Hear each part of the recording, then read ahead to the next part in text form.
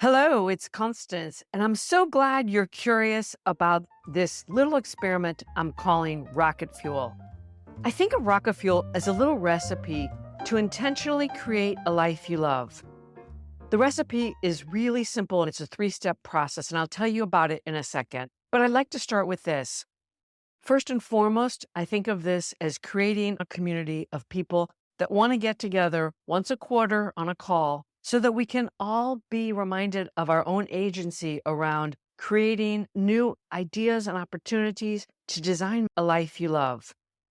I think being with like minded people is instructional and inspirational. And I'd also like to say that I think it's important that we remember that this is all about simply starting right where you are. It's not about bigger is better. It's not about comparing yourself to others. It's simply about creating some consistent momentum, raising your hand and saying, I think of life as an adventure and I want to create new ideas and opportunities to design my life. So the recipe is this simple three-step process. The first is to create a year-defining event, something you'll be able to remember the year by. It's big and it's not something that you can normally just pull out of your hat.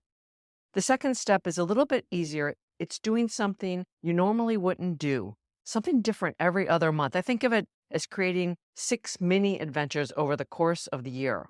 Step 3 is to introduce a new habit every quarter. It can be something as small as making your bed every day or deciding you're going to do meal preps on Sunday night. It doesn't matter. It's about being intentional and deliberate. I created a separate page for the Rocket Fuel community because you don't need to be a Dear Constance listener. The more the merrier. Include your friends and family. All you have to do to join our community is fill in the form below.